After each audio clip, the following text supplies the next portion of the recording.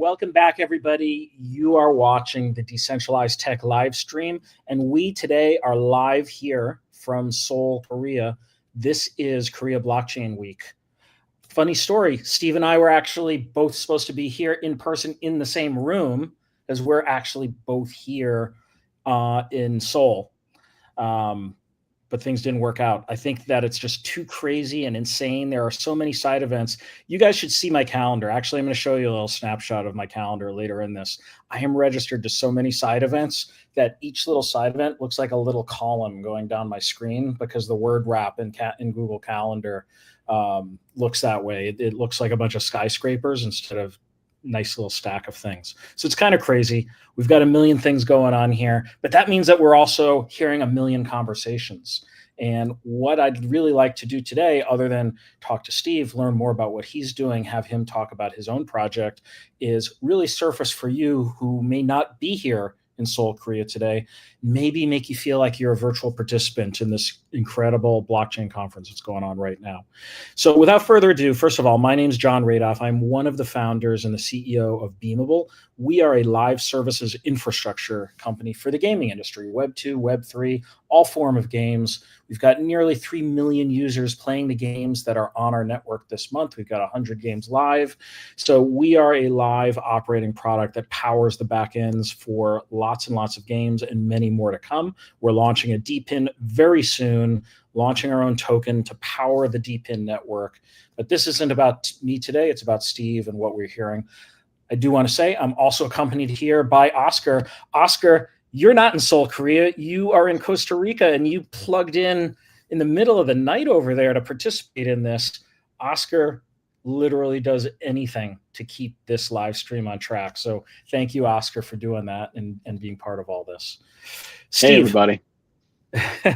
Steve, let's start with you. Before we dive into the project or even what we're doing here at KBW, can you tell me a little about your background? Like, what got you to this point in time doing what you're doing?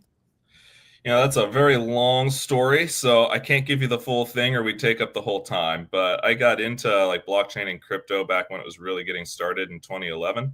And from there, it was a really interesting, very twisty, turny path. I started my career in politics, actually, but ended up moving into tech because politics is a soul-sucking pit of despair. And if you're working in politics and you have a soul, it will eventually rip it from you. So you should not. So I eventually moved into tech, and that quickly pivoted into blockchain. I started working on the Free Republic of Liberland, which is the first country built entirely on blockchain technology. It's a real country. It's got physical territory. It's not like one of these micronations that just kind of exists in theory or is like a satellite or a oil rig somewhere. It's got land between Serbia and Croatia on the Danube River. There's like 700,000 citizens. I'm a citizen, and you can physically go there. You just have to make sure that the Croatian police don't arrest you. But I helped do a lot of the design for the infrastructure for the governance because, again, politics background, so I understand a lot of this pretty well. And then I started working on their humanitarian relations arm. Oh, yeah, he pulled it up. So, yeah, there you go. It's 7 square kilometers. So it is real. But, yeah, so I started, that was like the first time I worked in blockchain. And then when COVID happened and it killed the startup that I was working on, I ended up working on another startup that was specifically in NFTs. And then that didn't go well, had some disagreements with the founders, and left to start what eventually became Earnscape. So this is like my third or fourth startup, depending on how you define it. And this thing has gone through so many pivots. It originally started as a game, but yeah, it's something completely different now. It's almost, I would say, DPIN infrastructure, kind of like you guys, and that process continually evolves. But yeah, that's kind of the short version of how I got here. So you opened up Earnscape. So let's dive right in, though. Like, talk about Earnscape. What's the problem? What are you working on? People are probably learning about you for the first time here. Sure. So the shortest pitch is mobile game live streaming. Live streaming is the biggest game discovery platform out there, but all of the existing tools are focused on desktop and browser stuff. But majority of the gaming market is actually not going to be serviced by that at all, because especially in like Asia, everybody's on their phones. Like actually over half of the gaming market is mobile first. And in some parts of the world, well over half is mobile only. Those people are completely locked out. So they're not able to participate in the creator economy whatsoever assuming that they want to do something gaming related. Yeah, you can get Twitch, right? But that's only going to show you. That doesn't show what you're doing on your phone. And there's nothing really that's optimized for the developing world too. So we built a brand new tech package. It's out on both Android and iOS, although the iOS version is still kind of just a proof of concept. We got a little bit more tweaking to do.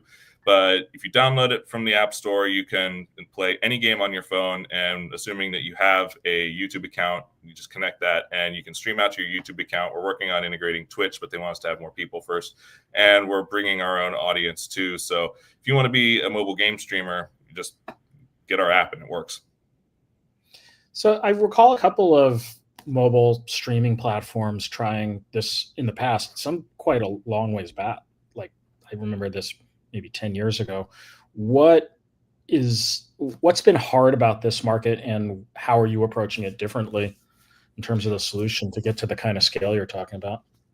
Well, as far as scale goes, it's really difficult to just reach people because there's a lot of fragmentation. And the way that we're scaling is through the telcos. So we've had partnerships with various telcos in different countries, starting with the Philippines and Indonesia. We also have some in a partnership in South Africa. And we're going to be closing one through a partner with a partner in Vietnam. So that'll be a good one too. Call them the VIP countries: Vietnam, Indonesia, and the Philippines. So those are our three initial real target markets. And basically how that works is the telcos push our product suite, or at least the infrastructure behind it, into every phone that uses that telco. So all of the people that have those services on their phone, because everybody uses it. And now they'll just be able to either consume streams or create streams depending on the package that they get. And that's going to be determined by the nature of the partnership that you get opted into. Some will get opted into one, some will get opted into the other. We're going to scale it both at the same time so that we make sure we don't go too lopsided on one or the other.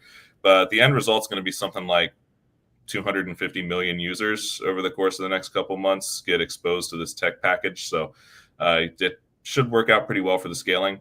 But we're the only one that's really been optimized for the developing world. You can do mobile game streaming, but if you don't have a flagship device and you don't have a 5G or like really active broadband connection, it's going to suck. And also there's been a lot of problems with audio capture. We've solved all of those, and nobody else has been able to replicate it the way we did. I'm very thankful to our tech team to be able to pull this off. They did some miracles. But yeah, so that's kind of how we're scaling and why nobody else has been able to pull this off so far. So there's a tech aspect of just getting it to work on a wider variety of devices, which allows you to act on devices from several generations back, I'd assume, which is the kind of products that typically are used in a lot of the world. Right. So that's one aspect, but you also have we're here at Blockchain Week, Korea Blockchain Week. So there's some tokenization aspect of this too. Can you talk to the business model and how you're thinking about that? So our primary business model is actually relatively Web 2.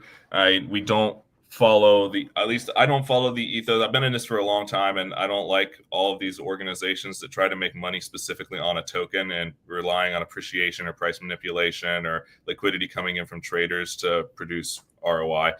So we pay everybody in stables. Everybody that uses our app gets a wallet, and as you generate revenue from playing games or live streaming or doing whatever you're doing, that just gets deposited. Well, right now it's credited to your account as points, and then when you get enough, you hit a button and it redeems them for USDC that goes into your wallet. At that point, you do whatever the heck you want with it. We're going to be launching our own token that's going to power our progression system relatively soon, but that keeps getting delayed for different reasons. And people don't like that, but it's better to delay it and have something that works really solidly than just rush it because people when moon, and again, as I already said, not a big fan of the when moon crowd. But yeah, so we are actually migrating everything over. We've signed a deal with a new layer one. I probably shouldn't announce everything right now because the marketing team will shoot me. But we did sign a deal with a new layer one to migrate everything over there, and they're going to be helping us out. So that's basically going to be the focus of my time and a lot of the tech team's time over October. Going to be working very closely with this layer one and their senior development team to migrate all of our smart contracts, which are already built. Everything's already completely created. Like we could theoretically deploy all the tokenization today. Like I could call up the devs and say, yeah, just launch it. It's already even integrated into the app. You just can't see it because we've turned everything off on the back end, so it doesn't show up. But as soon as we launch that, then everything for our progression will be decentralized. So your ability to be promoted on the streaming, like as a promoted streamer, your ability to get sponsorships from game studios, your ability to receive different types of rewards, your ability to become a content creator in a different way. So like you can go out and promote through social media the games that you're asked to promote. All that stuff is tied to our token. And since I also think that in order to truly onboard the next billion users, which everybody talks about, you can't be onboarding them from a tech perspective, which is one of the big mistakes everybody makes. You have to onboard them from a Web2 UX perspective. So basically, everything's integrated into the app such that you don't need to know anything. We have all the gas fees covered on the back end. You don't even know you have a token. It just looks like an additional asset in your wallet on your phone. And when you're staking to unlock things, your experience is that you're just buying a benefit, and then you can sell that back when you're done with it. What you're really doing is staking and unstaking, but who really cares? These are fancy terminologies that we've all come to use because we're all tech guys. We're all techies. We love how this stuff works, but the vast majority of people don't care. The analogy that I hear a lot is you don't need to know how an engine works to know that you need the car to get from point A to point B. You just need the car to get you somewhere, and you need it to look good in the process because you don't want to be driving a beater. But that's the whole ethos behind our tech integrations for tokenization. You don't need to know. You shouldn't know. And it'd be great if you didn't have to put gas in your car, but we will put gas in your wallet, so you don't have to worry about that part. So we're both here at Korea Blockchain Week, and you're touching on a few of your own views there. I want to talk a little bit more about what we're hearing at Korea Blockchain Week as well. You just pointed a really important one, which is how do you really onboard users into this technology?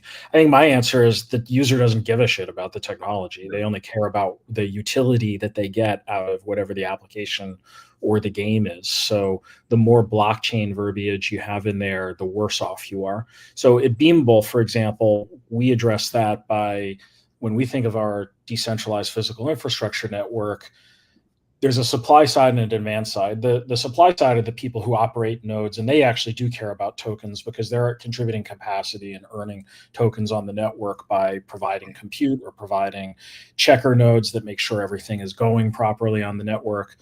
But on the demand side, the game studio side, yes, we have some really great Web3 studios. Like someone was just mentioning Pudgy Party in chat a little while back. They were asking, yep, there we go. So Pudgy Party is a good example of a game running on the Web3 side. And they would know what a token is for sure. But that's not the majority of our traffic. Most of our developers are not even Web3 developers, as you would expect. 99.9% or so of the gaming market today is what we call Web2, which, by the way, they don't call themselves Web2. They just call themselves gamers. They don't even have this concept of Web2 versus Web3. And it's the same at the game studio level. So when game studios are building a game, they don't want to think about a token. So if they want to use our infrastructure, the last thing they want to hear is get a wallet set up and start, converting your fiat currency into a token and buy it off the network. No, we give them a SDK they download into their typical tools. There is no token. It's all automated on our network. They don't have to know. In fact, they may well not even know that there's blockchain tech involved at some point. So that, to bring it back to KBW, is a narrative that I'm hearing. So I've been at a few of the DPIN events here, and people talk a lot about the importance or the potential for DPIN to grow so much because the demand side of these networks, by and large, does not need to target a crypto native consumer. It could be anybody who just needs these services. And it seems like that's your approach too, based on the way you've described things. Love for you to just now run with that. If it's helpful to, I think you maybe stated your position on it already, or what else are you hearing at KBW, and how does it contrast with the last cycle of conferences? If I think about the last cycle, was like, maybe it was just like back April, May, when we had like the Dubai events and stuff like that. And then last year, maybe this time last year. It's really interesting because it hasn't changed that much. Like a lot of the people that come to the conferences and are speaking on the panels, they seem to all have the same grasp that we need to be all moving in this direction towards something that doesn't require people to know what they're using, but it just works for them and solves their problem in a more effective way than the existing technology would solve it if they just kept doing things the way they were doing it. I don't know. Well, I kind of do, but I don't entirely know why that hasn't filtered down into the builders. I was just at the main event yesterday, and one of the things that a panel was talking about was this problem of onboarding has been solved. And I'm like, sure about that?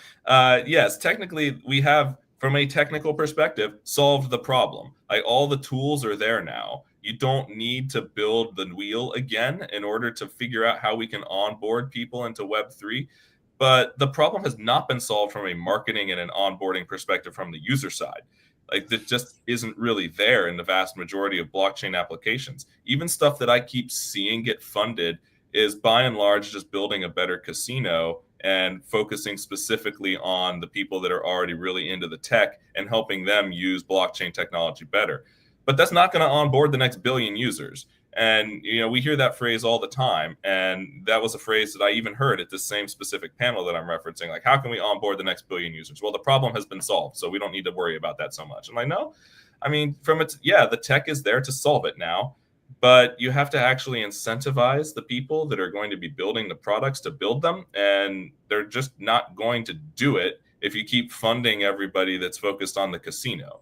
So if you want to onboard people into blockchain, and that's also kind of a vanity goal. Like, do we really need, I'm a blockchain OG, so I think that everybody should use it for a lot of ideological reasons.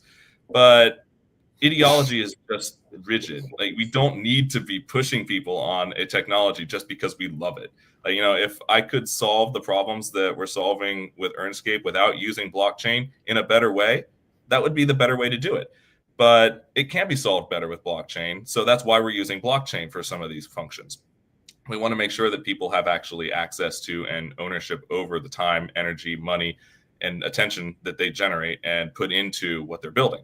And whether that's building a audience or building a track record of excellence or, selling something or whatever it is, you should own that. But we shouldn't be pushing people onto this just because we like it. But I'm kind of getting off track here because, people talk about onboarding the next billion users. But the way to do that is by making it so that they don't have to know what they're going to be using, because it should just work. Like, when I'm booting up a game, I don't check the engine that it's running. Like you were saying, John, I don't need to know that this is a Unity game. I just need to know that I like the game and that it looks good and that I enjoy playing it. And that should be the same for pretty much any technology that we use. So long as it solves your problem, as long as you enjoy using it, as long as it's better than what you were using before, that's how it should work. You shouldn't have to know all of these fancy things about how to use it. You shouldn't have to know how it's all put together for it to be put together. If you have to, nobody wants to really build anything. They just want stuff to work for them. I would be shocked to think that anyone seriously believes that the problem of onboarding the normal. It was shocking to hear. been solved in this market. But I like your analogy to game engines. I think there is a certain level of awareness amongst gaming consumers, which, by the way, we're now talking about like 3 or 4 billion people in the world. So it's a hell of a lot of people. But I think but at least amongst like hardcore gamers who play a lot of games, like they see the Unity logo come up sometimes. They see the Unreal Engine logo come up sometimes. They definitely, I think, almost universally don't care, for sure. Right. But you could almost imagine the analogy to blockchain would be like, to play the Unreal Engine game, first you have to download the Unreal Engine software platform to your computer before you could even run those games. Something you used to have to do for certain games 20 years ago, by the way. It used to be you have to have like the right DirectX library pre-installed, or you wouldn't even be able to play the game you want. But okay, we kind of have moved beyond that, where it's all built into the operating system. But beyond that, it would be almost like, and you have to set up like accounts, like Steam-like accounts or something like that, before you could even play an Unreal Engine game. And then you're expecting the consumer to be like, can't wait for the next Unreal Engine game. That's what I'm really looking for, instead of the game that they actually care about. So blockchain has not advanced to that level yet. So right now, like asking people to set up anything that's wallet oriented and get a special token into the wallet, which requires you to typically start by going to, pick your favorite centralized exchange. You go to Kraken or Coinbase or whatever, swap some fiat for currency. You're not going to be able to ship out to another wallet for, I forget what the current timeline is. It used to be a couple of weeks. I think you can do it in a few days now if you set up a Coinbase account. So then you got to get your currency out, and then you have to figure out how to actually use that token and use a Web3 wallet. Like that's a crazy onboarding process. So the only way to get people to adopt things that utilize blockchain is essentially identical to what do you got to do to get people to adopt TCP/IP or MongoDB or MySQL, or pick any technology that you never actually see as a consumer. They just operate beneath the surface of your application. You do it that way. You make them not care. Blockchain should be invisible. Should never actually have to care about it. What I find interesting is I used to be a unrepentant pirate. And at some point early on, I mean, I'd steal anything, and I still would in theory. But you would download a car. Yes, so you wouldn't download your mother's car. But like at some point, Steam incentivized it and made it easier for me to download a game and get it at a good price than it did for me to like risk, like downloading a virus that was going to wreck my machine. So Steam justified its existence, and it made me want to pay into that economy. With Web3, I have to connect my wallet. That's even before you get to do anything with it. It seems annoying as all hell. No, it is. Like if you have to connect a wallet, if you have to buy a token, if you have to own all these assets before you can even participate in the ecosystem, you just lost like 90% of the people that you could have reached. The interesting thing is you're so tied to the mobile economy. I'm curious what role you think the mobile platforms are ultimately going to play in this, because I think the onboarding problem to Web3 gets solved instantaneously the moment Apple Pay has USDC in it, for example, or the Android equivalent has that. As much as we might hate the big tech companies and the control they exert and the 30% that they take from games, and like, we can complain about it all day long, but in terms of actual user adoption, isn't it just that? Like, just plug USDC as a payment wallet into Apple Pay, and suddenly we onboard practically the entire universe of Apple Pay users, for example. I don't know if it's quite that simple, but it would definitely make it simpler. If you're a game that wants to start doing stuff with crypto and Web3, if Apple opened the floodgates, and I guess it would be like Samsung Pay or Google Pay for Android users, that would make it a whole lot easier. But you still would have to figure out how you're going to get wallets into people's hands, and if you still have to figure out how they're going to get the tokens. In my opinion, that's easily solved by just letting people earn the assets as they engage in your ecosystem, like the way that we pay people out. We pay them out in stables, as I mentioned.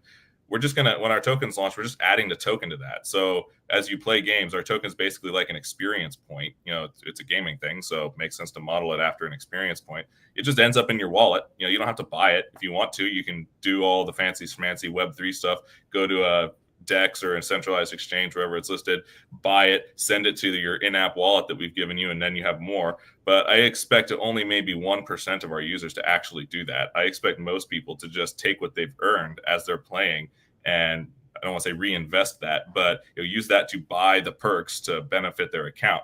It's just like a Web2 system. It just happens to be on chain, so that you have the liquidity in your own pocket when you decide eventually that you're done. You can go dump it on those 1% of people that want to buy in, so that they can accelerate their process without having to go through the time and invest the time. It's literally just like games. You can be a pay-to-win gamer, and a lot of games are that way, where eventually you'll run into a wall where if you don't throw in the cash to buy the boosts or buy the in-game currency. Every free-to-play game on mobile. Yeah, it's like literally how every game that's free to play monetizes. Yeah, and it's kind of the same concept with our token, at least. And it's a very proven business model. It works. But the only difference is when you do it on Web3 rails, if you put that money in, now you can sell it back and you have the money afterwards. It's not a sunk cost. it's a temporary investment that you can get back. So that actually makes you more likely to do it too, because if I'm playing, let's say, Candy Crush, and I want to skip a bunch of levels, so I buy a bunch of stuff and buy a bunch of boosts. Well, now I'm committed. Now all that money is stuck in Candy Crush. I can't get it out. I have to use it. But if I decide, Candy Crush isn't actually that fun anymore, I want to go play PUBG. Then, if this was on Web3, I could just dump all of the assets that I bought from Candy Crush back onto the open market, get my money back, and take it into another game. So Web3 solves that problem by opening things up. And that's one of the reasons the games don't like it, because it makes it easier for you as a gamer to walk away. But they're missing the other side of the equation, where by making it easier to walk away, you make it easier to get in the first place. It lowers the barrier to entry substantially. It's also a design question, because sure, if you simply mirror existing free-to-play game economics, then typical free-to-play game, the game developer is the monopoly supplier of currency. They are the Federal Reserve. They are everything within that game, including who can transfer to who and what you can do within it. And for good reason, which is a lot of these games are built around pinch points and progression mechanics that require that you have a one-way purchase of these tokens. In the same way that like online poker games that are not real money games, I'm just talking about like the old Zynga poker style games that you can play. The reason the money flows in only one direction is because you play for fun and hopefully fame, but not fortune, within these games. So there is no exit liquidity, and the game designs are just built around that, and it's a good business model. The game design requirements of a game that has an open trading economy are different. Then you have to think more like Magic the Gathering, for example, where the fact that players can trade with each other or sell is actually baked into the design. And that just leads you down a very different path in terms of game mechanics, game design, and one that can, by the way, be monetized fairly effectively. Like one of our customers at Beamable is Mythical Games, and they've posted pretty publicly about the life cycle of NFL Rivals, for example. So NFL Rivals kind of starts as a typical free-to-play game, but it's the trading economy that actually powers most of their ARPDAU, which stands for average revenue per daily active user, for anybody who's hearing some of these game industry terms for the first time. So most of their ARPDAU comes from trading, not from initial in-game purchases.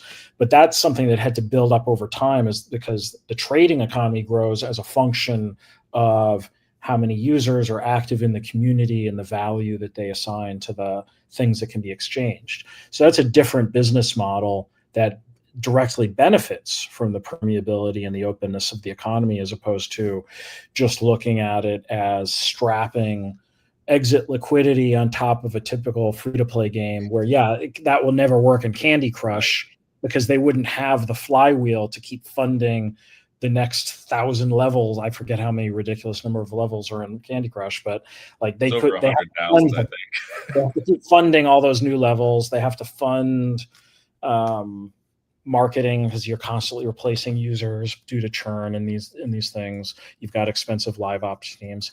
Not as expensive if you use Beamable, by the way. We try to help you run those live service games in a economic way, so you don't have to be the size of King. But that's maybe another topic for another day. But like, you do need to develop sustainable economies into your game is what it comes down to. So there's just design questions there that become important. They're all solvable, though. It's not like these are, and they've already been solved. Like you were mentioning, Magic the Gathering's already addressed this. You just have to, you're not going to be able to take this and existing stuff and just throw it in there and upgrade it. That'll cause a lot of problems. But for people who are starting to build and things that are coming online, they can be integrating a lot of this stuff now and making it so that it does work. I'm not a game designer, but I do know a fair amount about this because I work with a lot of game studios, and I know a couple that are trying to build this way, but they have the problem of being excellent builders and terrible marketers. And that's the other side of the problem here is, I've seen a couple of the comments here coming in through the chat that awareness is really important to generate this reach. And yeah, that is a big factor, because if you have the best product, if you have the best product in the world, but nobody knows about it, doesn't matter. It's going to die by the vine. And, the products and this is another conversation I've had too, there are, a lot of people who are running really scammy, like, marketing focused products that are being built and deployed in this space. We see them all the time. And the problem is that those aren't the ones building the good stuff. There's tons of people out there building legitimately that are doing it the right way, that are using the technology the way that it should be, but they're not getting exposure. They're not the ones getting funding because they're not salespeople. They're all heavily focused on the tech. They're builders. They sit in their dark rooms until like 4 a.m. coding on a passion project that they know is going to change the world. And it has the potential to do that, but only if people find it and only if they actually use it. And that's where they end up falling off. And actually, Earnscape's original business model was trying to bring awareness to those people. That was the original focus, was finding all of these games that are awesome, but don't have the exposure, and giving them the exposure. But we changed to live streaming because we didn't really change. We added live streaming for a lot of reasons, and that's the best exposure channel. So, if your people are playing these games, it doesn't matter if nobody else sees the game. People want social proof. When was the last time you went and bought something? I was just talking to a girl last night about this at the closing party, that all sales is personal, and that even includes marketing. Most people aren't going to go and buy something just because they saw an ad for it. That gives them the impression in their head that they should be considering this thing, they should be thinking about it. But until another human that they know and they trust gives them a reason to do it, either because they've used it and they recommended it, or you want to use it together, or they trash talked it and now you're really interested in finding out more, you're not actually going to dive in. How many of these, I won't use that reference because it's very US specific, but if you see advertisements for products that you're never really going to need, that they exist, but it's not something that you're actually going to go and use until another person gives you a reason to do that. And that's why live streaming is really important, because it's person to person marketing. People follow live streamers because they love their content. They interact with them personally. My favorite streamers, they talk to me when I'm chatting on their streams. We're doing it now. If we keep throwing up the content here, I'm assuming that's you, Oscar, that's highlighting some of these. Maybe it's John. And then we talk about them. Yes, I see whoever was asking, we do read these chats retro. So yes, there you go. Person to person contact right there. So yeah, when that happens, it really charges you up and it makes you really happy. And that gives you an emotional connection to whatever you're talking about, whatever you're feeling. And that's what drives people to want to actually do the thing that you're trying to get them to do. So if you just pump a bunch of money into marketing, it's not going to have anywhere near as much of an effect as one guy that's streaming your game and talking to his community and telling them that this is an awesome game, he's really enjoying it, and they should try it too, and here's a discount code. That's worth so much more than dumping $1 million into traditional advertising that is an interstitial that shows up on your phone. Mm-hmm. All right. Well, to turn it back to KBW and the narratives here a bit, we covered one, which is just the interesting cognitive dissonance, actually, like you're hearing from people that think that the onboarding problem is solved. Then at least in DPIN circles, I think we're mostly excited in DPIN and the potential it has to grow, because DPIN specifically targets a user that doesn't need to know anything about blockchain. Like Beamable developers don't need to know anything about blockchain, unless you're building a blockchain game, which is fine. That's a lot of our developers too, but like you don't have to do that in your game.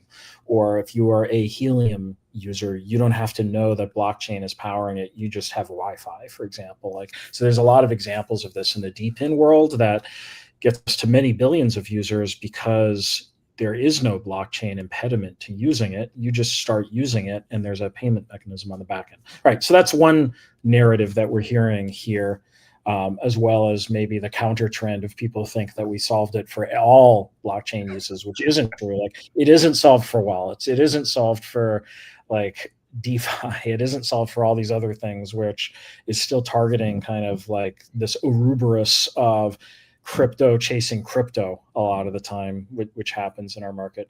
But what other narratives are you hearing? What are you hearing about token launches and tokens, and when? One thing that I'm hearing a lot is stables.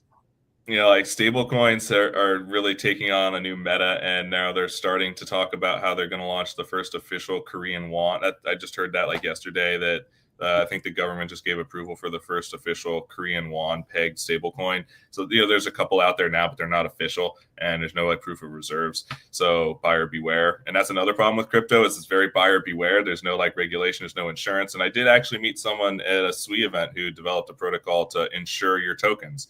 So that's something that we've really needed because a lot of people don't want to get into this market simply because there's a risk that either you get rugged or you get scammed in some other way, you lose your funds in some way, and it's just gone. Whereas if you get scammed by someone who you paid with a credit card, you can call up the credit card company and get your money back, and that person gets blacklisted. But that hasn't existed in Web3. So I'm glad that those products are starting to come out and come online. But yeah, stable coins are something that I'm really, and that kind of relates to stable coins because if we're trying to drive more adoption, nobody wants to take a payment in a very volatile currency. And payments are one of the most natural use cases for blockchain technology in general. That was the original use case really for Bitcoin was payments. It was a payment protocol, peer-to-peer electronic cash. What's that mean? It's not peer-to-peer electronic gold that you're sitting on. It's peer-to-peer electronic cash that you're spending. But if the volatility is so high and everybody expects it to just shoot to the moon, nobody's going to spend it. It's Grisham's law. You hold the stuff that's going to be good and you spend the stuff that's going to be bad. So no one ends up spending the Bitcoin.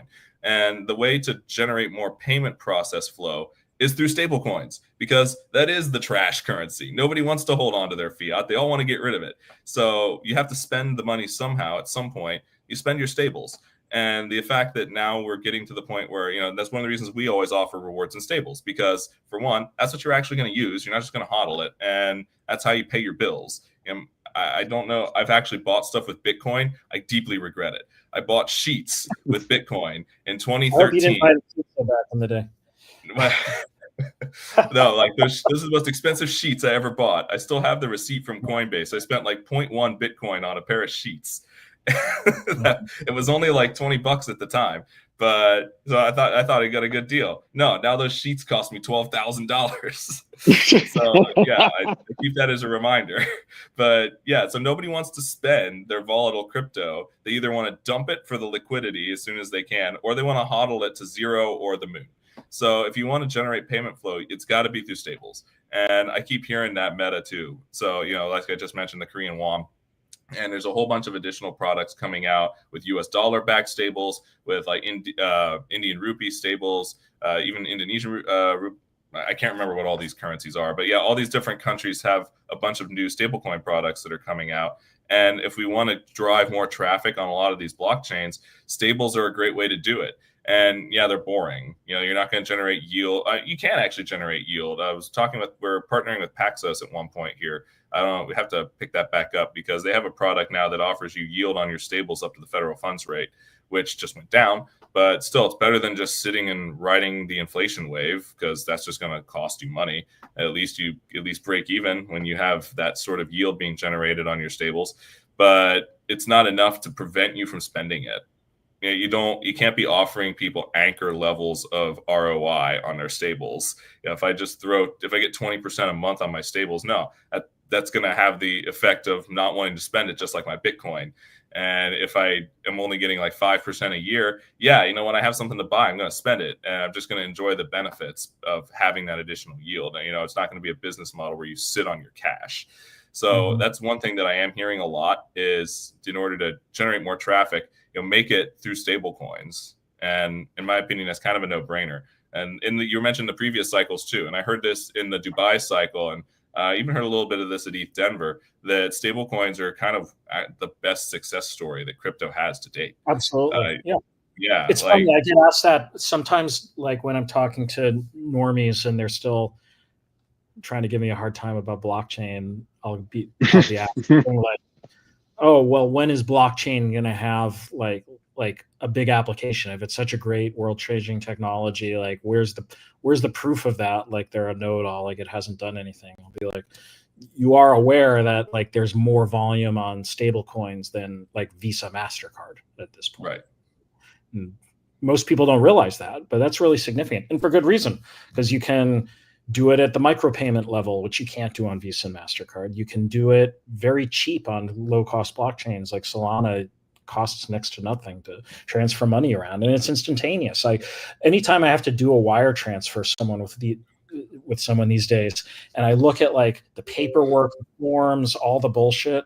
Now, granted, it has one cool feature with it, which is it's easier to claw back a misfired wire transfer than it is to claw back anything with a stable coin that is inherent in blockchain, which is that these are immutable transactions, and you may not be able to get it back. So we'll give them that. There are features of custodial financial networks that can be good in the right use cases. But for general stuff day to day, where you just need to do the equivalent of a Cash App, send some money to someone, like it's so fast, so easy, so instantaneous with stables that I can't imagine that anyone would prefer it for any reason other than certain security protections that exist for certain contexts.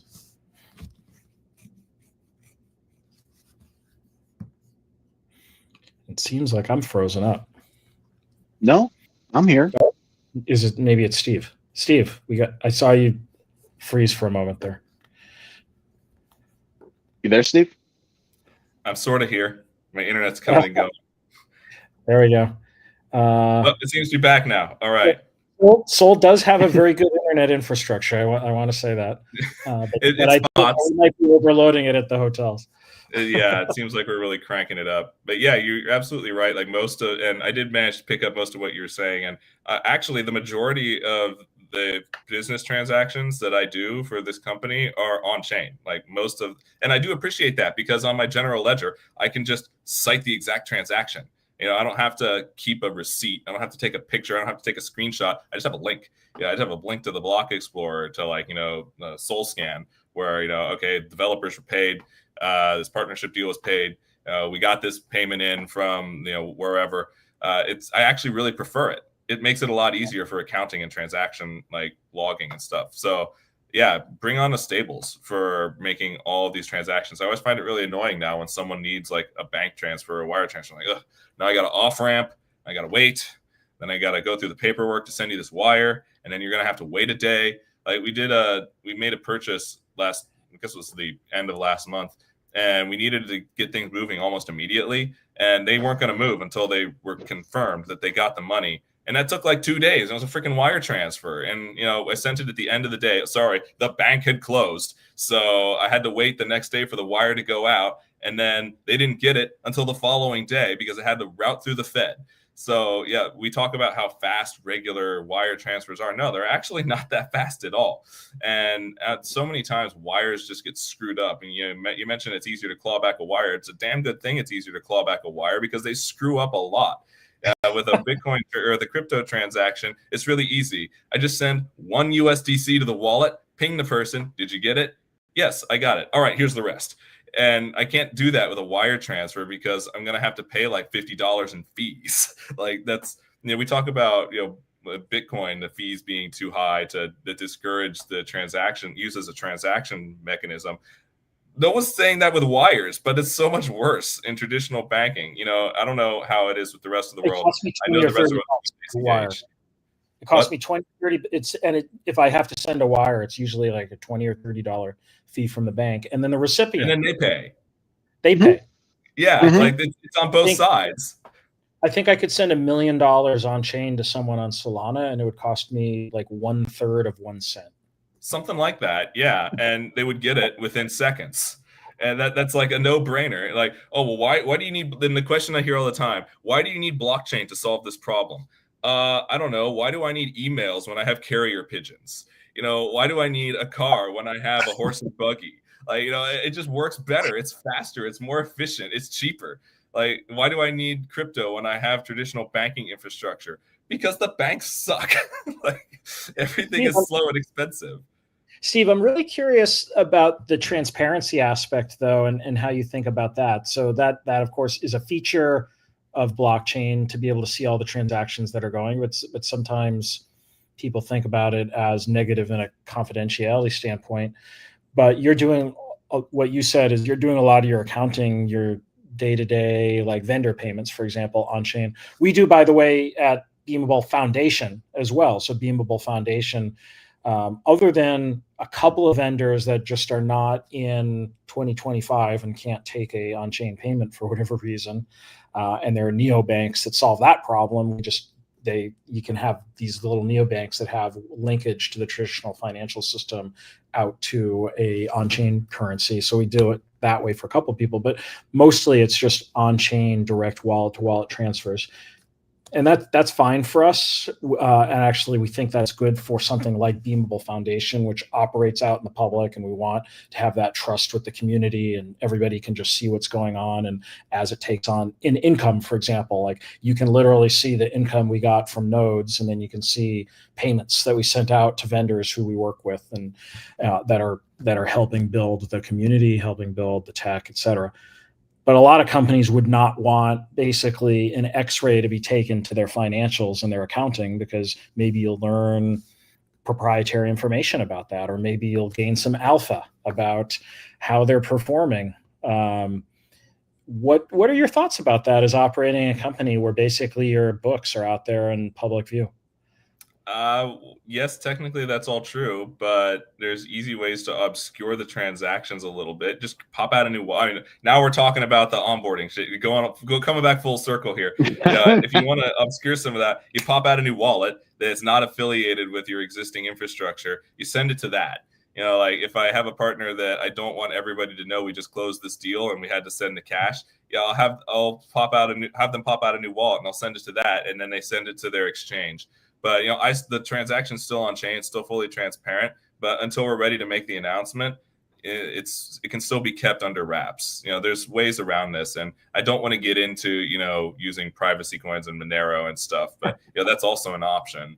I wouldn't recommend that because those are really getting a bunch of regulatory scrutiny. But there's similar ways to just kind of like pseudo anonymize some of these transactions. And there are a lot of things that you really don't want everybody to know that you've purchased, but in the grand scheme of things, when it comes to business, most things should be pretty transparent. There's not too many transactions that should really be hidden. And for the ones that should be, you just do it a little bit differently so that it's not obviously going to this specific place. And then when you're ready to make the announcement as to what everything is, you log it on the books internally as what it actually is, so that it's all on the up and up. But I can't think of a really good reason to fully hide your books when you really should be opening them up anyway, especially if you're going to be a publicly traded company and this stuff all has to be reported to the government anyways. So what else are we hearing in KBW? What about token launches? Like we've had a year here where token launches really struggled for the most part. I talked a little bit about Solana. There's been some fairly successful token launches via the Metaplex Genesis platform with public sales recently. Beamable is going to be doing our token launch, whatever the macro is. Like we're doing it because our perspective goes well beyond like what a token may or may not do in the short term, and we're building something that's this will be the next decade of my life, I'm sure, just building this out. So I'm not hyper focused on that, but some people are, and sometimes they're very dependent on what the token does to even stay in business, frankly, which is a trap that I think some projects end up falling into. But Bitcoin, I don't know, if I look at a chart over 5 years, kind of looks like it's doing great. Like no complaints there. If I look at it over 1 year, it also looks pretty good, not quite at the all-time high. But it hasn't really affected the altcoin market yet, and token launches, like I said, really struggled. They kind of got shut down. I think back in June, July, it was the lowest frequency in forever for centralized exchange launches of tokens. Now, I hear from a lot of people it's coming back. There's a lot of deals in the pipeline, so it's coming again. But what's the vibe you're getting in that respect? And what's your perception of token launches generally anyway? Like, are these just moments for founders to monetize, pull the rug, cash out, disappear into Dubai, or like is it going to start helping people build companies?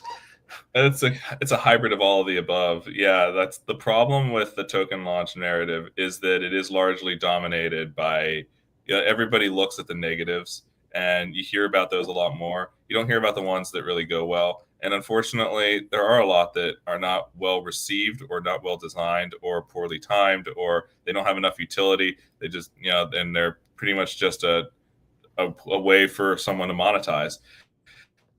Those aren't going to do well. And those are the vast majority of token launches. And I've actually I spoke to a lot of people from centralized exchanges this week, and the exchanges are actually concerned because, like you said, the number of listings is going down, and the exchanges are noticing. And I just heard, I was talking to one girl who, even just yesterday, actually, it was 2 days ago, a token that she brought to an exchange launched, and their internal team was trying to figure out exactly when the right time to dump the token was, because it doubled in price from the ICO price or the IEO price, and they got paid in tokens. So, this is the trap of token launches through a centralized exchange, is that you pay for everything with your token, and then everybody has this incentive to dump it. If the liquidity is not there, then you're going to dump extremely quickly under the initial launch price, and then it's just dump city, and it's never coming back because nobody's going to look at that and say, yeah, that's something worth investing in. When it does this, it falls through the floor. It sucks. It ruins it for everybody. And too many founders don't understand this. And even the exchanges are pretty open about it. If you talk to them, they'll tell you, yeah, we're going to dump your token. And people do it anyway because they think that the strength of their community will prevail or something. No, sorry. The strength of your community is probably not going to prevail because most of you are cultivating communities from Web3 people that are just here to try to make money. And even if they believe in the project, they usually believe in the price action of the product or the project, not necessarily what you've built that's going to be using the token that you're launching. I've heard this from so many people in the past couple of days. So maybe it's just that I'm only hearing things from people that I'm talking to because I'm only talking to people that I already agree with in some way, shape, or form and have something in common with. But I find it interesting that so many people can come to these conferences and all agree that these problems exist. And then so many other people just continue to fall into the same traps. And one of those same exchange people was telling me that if they launched a token, and they're planning to for themselves for something else that they're working on, they would not use a centralized exchange. Like when the people who work for the centralized exchanges are telling you that they would not launch on their own centralized exchange, even though they're going to get a sweetheart deal, that should send up a warning sign for you right there that you should probably not be looking hard at all of these tokens that are being listed in centralized exchanges with all of these fancy marketing deals and these trading competitions and the staking farms, yield generation that they offer. Put it into lock it up for 6 months. If you lock your token up for 6 months, you're probably going to get zero out. I'm hearing a lot of that from various people that the DEX narrative is really taking over. And if you can self-fund your liquidity for your DEX and do a soft DEX launch that's not this big, huge marketing play, you're probably going to do a lot better than trying to take the Floki route or the Shiba Inu route these days of doing a massive blitz across all of these centralized exchanges. Mm-hmm. Well, look for good cue for me. Look for Beamable to do an on-chain token launch coming soon. I'm not going to share specifically how we're doing it yet, but it's on Solana, so maybe some of you will piece together some of the recent action in Solana there. But we are going to have some things to share super soon. I'm hoping next week we're going to be able to talk about it, but the ink hasn't quite dried on the paper yet on all the things we got to do to launch the token. But we'll be sharing a lot of information about that soon, and we intend to be on centralized exchanges too. So I think we're sort of in this interesting transition period where it may be that in the future we're in much more of a DEX-oriented future, but the centralized exchanges remain important, particularly in Asia. And so we're building those partnerships as well, and we think that some of them will be really helpful in bringing awareness to the market. So look forward to working with them, but we are going to be doing an on-chain launch, so you'll be able to participate in a pre-sale that's fully on-chain and get the same terms that any of the VCs out there would be getting. So excited to make that available to everybody. But Steve, this has been a fun conversation. I love to make one comment really quick make sure that people understand. I'm not saying don't use centralized exchanges. I'm only partially ragging on the exchanges. They do serve a really valuable purpose. And one of the biggest purposes they do serve is because we still have to do on-ramping and off-ramping. There are dedicated on-ramps and off-ramps. Yeah. And there are a lot of people that just don't have the technical wherewithal to participate in a fully on-chain token launch, like we've been talking about this whole time. We have to provide a valid user experience. So, I can go onto my Coinbase and wire them or ACH them in the US money that it takes them days to get it, but they credit it to me immediately. So the UX is all right. And then I can participate in whatever I'm trying to participate in. I'm just saying, don't go for the really super flashy ones, the ones that are doing all these special deals and marketing stuff. Centralized exchanges have a place. We intend to use them for our token launch, and just make sure that you're not paying for everything for the services through a token to try and make sure that more people want to buy the token. You should only be doing it because you need to give more access to the people that already want your asset. Exactly. Great, Steve. Thanks. I love that we were able to have a conversation about the current meta that's emerging here at KBW beyond just our own individual projects. Thanks for your time today. I mean, super valuable time too, because you're here in Seoul, Korea, as am I. And we could be at some side event right now. Hopefully we picked a good strategic time where we didn't actually need to be at one, but yes, this was a good one. I'm right between events. I haven't eaten yet today though. So at some point I need to do that. I'll have to find an event that serves food. All right. Well, we'll let you go do that. And I want to thank the community here as well. We got over 700 of you dialing in. Usually we get over 1,000 during my normal time, but this is a little weird because we're doing it basically at 3 a.m. or 2 a.m. the time that I normally do it at home. So I think some of our North American audience is probably sleeping through this right now, and hopefully you'll see it in the morning. But it was awesome for all of you that took part today. Thank you for doing that and tuning in, listening to what we're doing out here in Korea at KBW, Korea Blockchain Week. And we'll see you next time. I'm going to be at Token next week. We're going to try to do some more of these live from Token.